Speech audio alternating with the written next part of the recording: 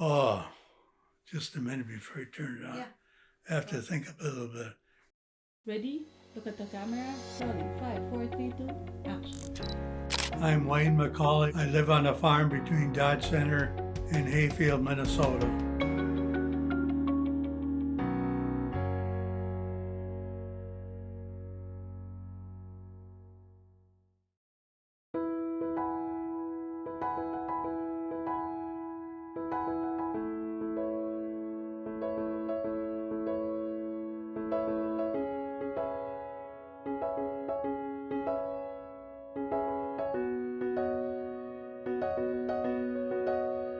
A quest means search for something or look into something. And that's how I come about the title, A Father's Quest. Our oldest daughter died in a house fire when she was 27 years old in 1997.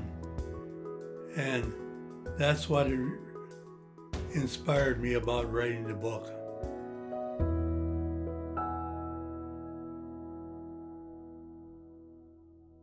Well, I was born during World War II, and my dad was in the Army, so my maternal grandparents raised me the first 2 years of my life.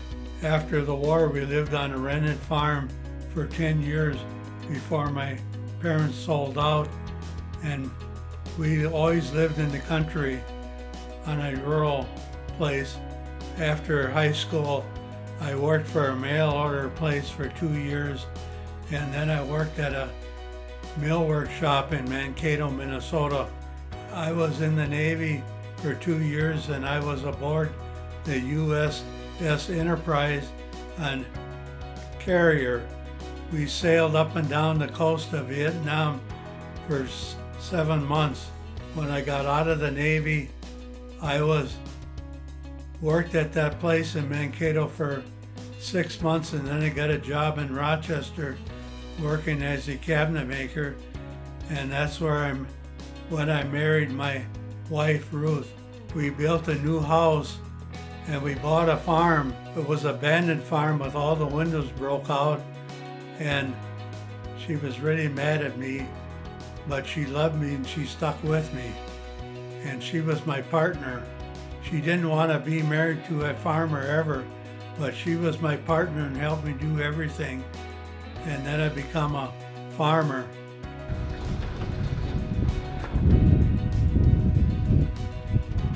Most people can't believe I can climb in that tractor. In 10 days, I'm going to be 80.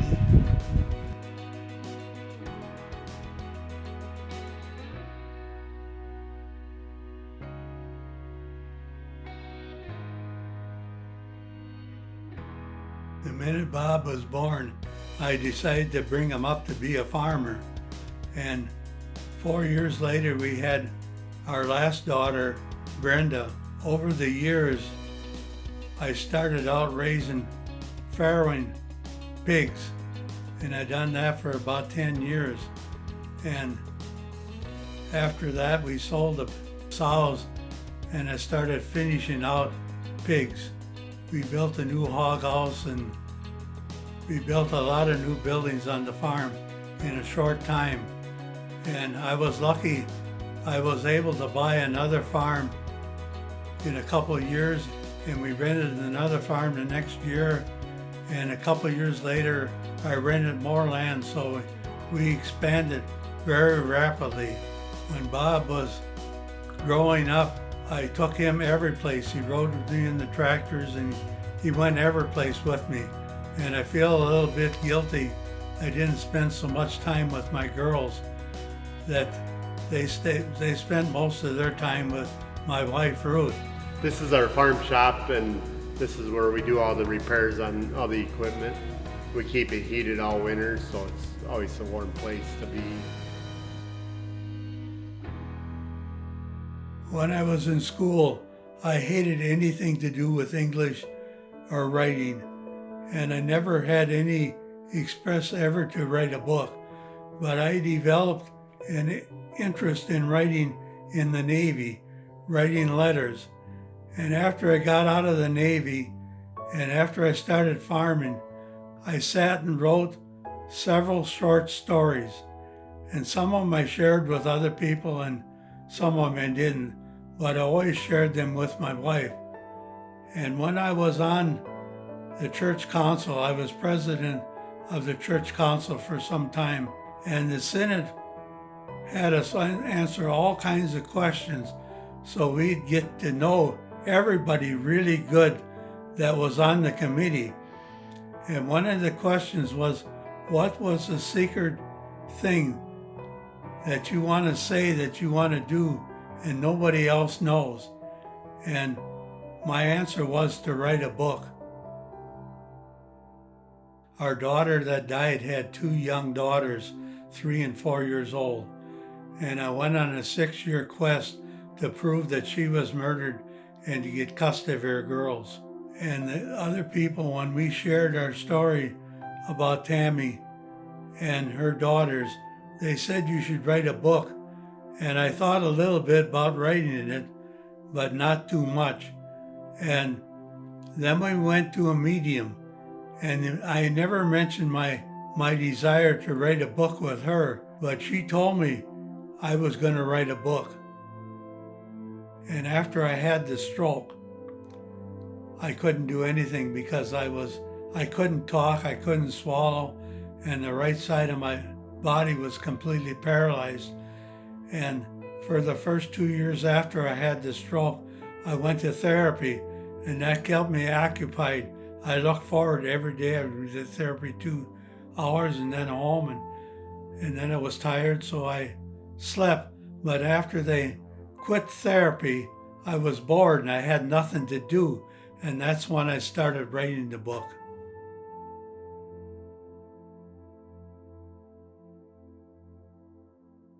A Father's Quest is about our daughter that died in the house fire. And I went on a quest to prove that she was murdered.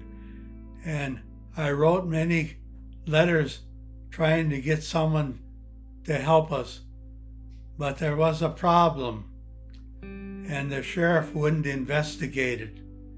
And I later found out that his wife's maiden name was the same name as our son-in-law was. And that's why he wouldn't investigate it. I went to the Bureau of Criminal Apprehension, BCA, at the Capitol, and I met with the head person of the BCA, and I convinced him that our daughter was murdered. And he had several people look into it, but in the end result, it had to come from the sheriff. And when he sent it to the sheriff wouldn't do anything about it.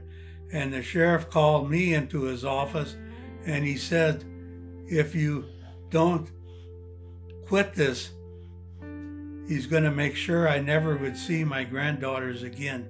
He threatened me, and then I didn't know really what to do about it at that time. Our son-in-law and his family said I could see the granddaughters as much as we wanted to. But after about 6 weeks, they said the girls always want to stay with them, they never want to go home. And the only way to eliminate that was not to let us have the kids anymore at all. And then they would forget about us at some time. And so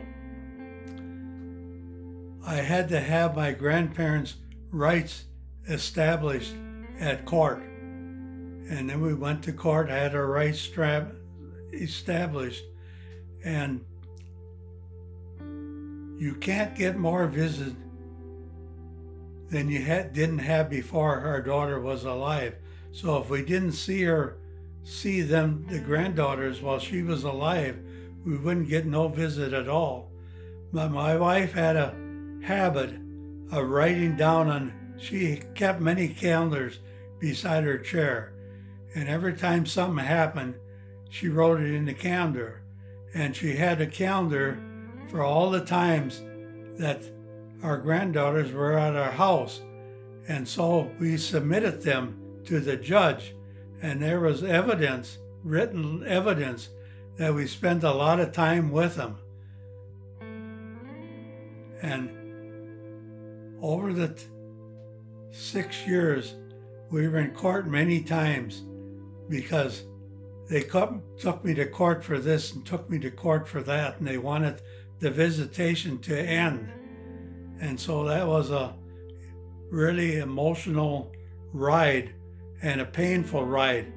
But we never really lost at court, but we never really won neither until the end when we got custody of them.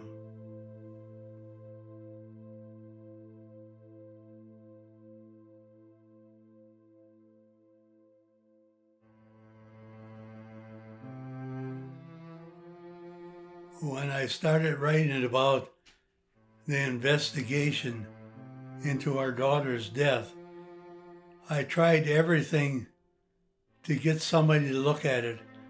I even wrote a letter to the governor of Minnesota. He was a wrestling governor at that time, and he put me in contact with the head one of the Bureau of Comprehension.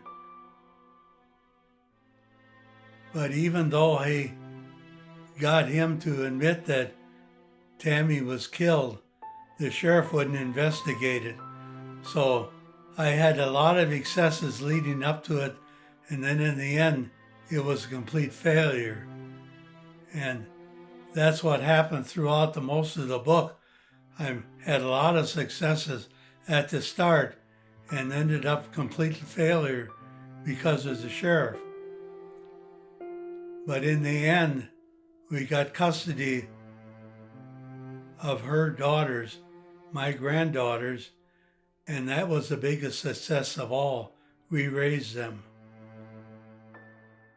I started out the first chapter on Tammy's death, and after she died, I couldn't sleep at night, and I lay awake in bed all night long. And during this time, I lived my whole life over in my mind. And that second chapter of the book is when I was born. And I continued throughout my whole life until I come to the time of Tammy's death. And then I continued on with the investigation into her death and how we got custody of the kids. And then afterwards, the things we done with the girls after we raised them, and I continued with my life up until the time I wrote the book. Well, I had to write the book on a computer because I couldn't write, because I'm right-handed and I can't use my right hand even today. I didn't know how to type, so I had to type everything with one finger, and I was never good at spelling, so I couldn't spell anything. And I kept a dictionary beside my desk, and I often had to call my wife in to the office and ask her how to spell a word. I normally sat at my desk about 6 hours writing every day, but in 6 hours I maybe managed one page. That was quite tiring, and after 6 hours I couldn't think anymore. So it took quite a long time. My family gave me a lot of encouragement, and after every chapter that I wrote, I let them read it, and they encouraged me to keep on writing. Well, I had writer's block several times myself, and I didn't write the book from start to finish. I wrote them by chapters, and when I got a writer's block and couldn't figure out what to do next, I skipped to another chapter and wrote in that chapter for a while, and I skipped all over the book when I was writing it. And that's how I overcome writer's block. Well, unless you're a really good writer, it's helpful, like I did, to have somebody correct a book and have a teacher or not even, it wouldn't have to be a teacher, someone that could read through it and pick out the mistakes that you made. Writing from your own experiences, that's a true story that really means something to other people. I think people that are thinking about writing a book need to stick to it and to seek out as many people as you can to encourage you and to try to help you. Years ago, when you had to write a book by paper and pen, it was really hard. It's much easier using it on a computer because you can skip around in the book a lot easier than just writing the book from start to finish. And so if you're not really a computer person, it's easier to have someone that's close by that can help you use the computer, which I had to do.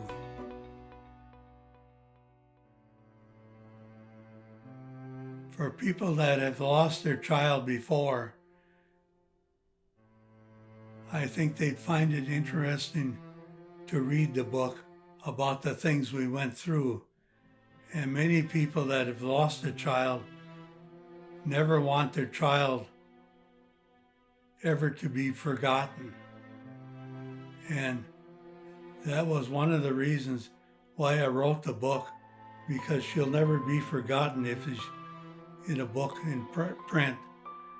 And the other reason for people reading the book, if anybody has ever suffered any injury or health problems, and I have a problem a little bit with words because of the stroke. I didn't have that trouble talking before the stroke, but ever since I had the stroke, I know the words, but I can't quite get them out. But I think motivated people to read the book and see what I went through. And if they could see I went through it, maybe they could too.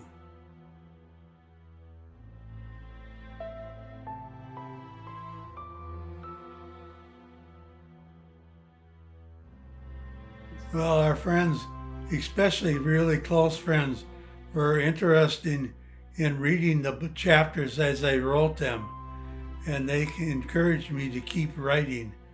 And without that, it would have been harder.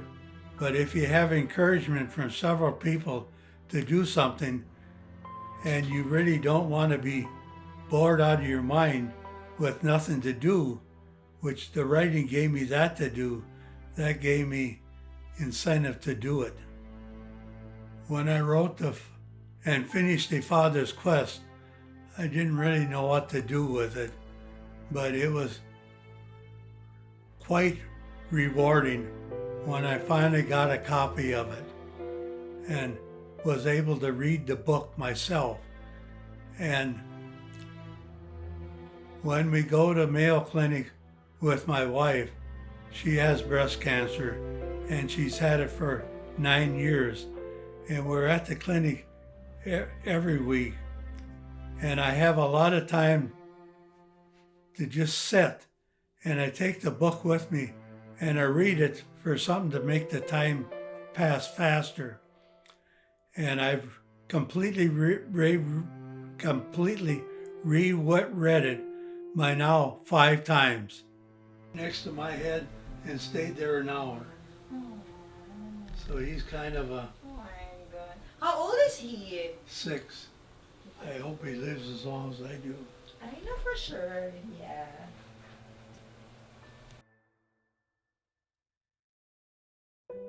Writing about really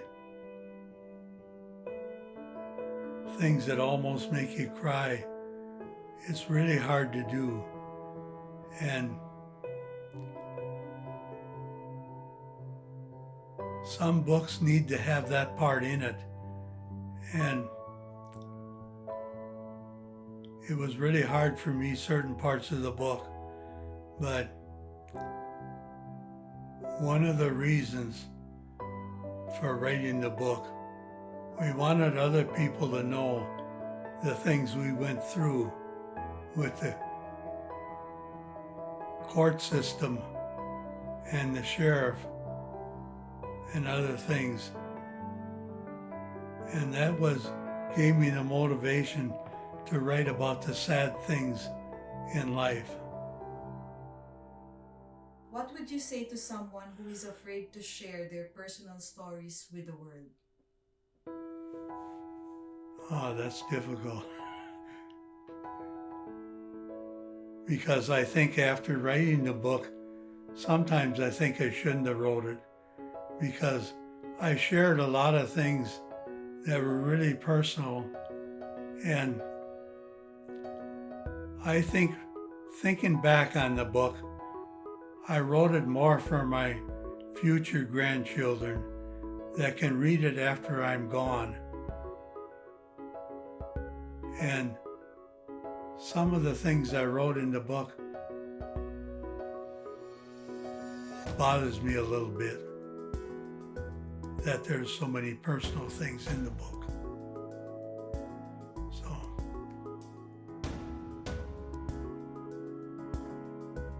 yeah, I would like to thank my family for helping me write the book and giving me encouragement to stay with it. And I'd like to especially thank Diana Vang.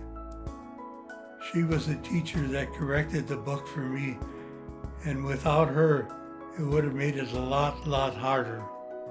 Thank you for doing the interview with me, and it was kind of excitement leading up to the time waiting and when you come, but it was really somewhat, I was afraid I was going to really screw up.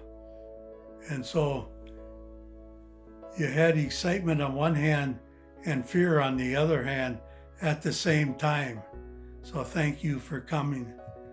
And I hope you have success in promoting the book, and there will be many sales. Well, I think having the stroke was the biggest thing that changed my life, because I had the stroke 7 years ago. And I can't do anything that I used to really enjoy doing. And writing a book and kind of took up most of my time during that 27 months. But when I look at my life, I had a life before Tammy died, and I had a life after she died, and I had a life after I had the stroke. So I have distinguishing parts of my life. One thing completely changed another throughout time.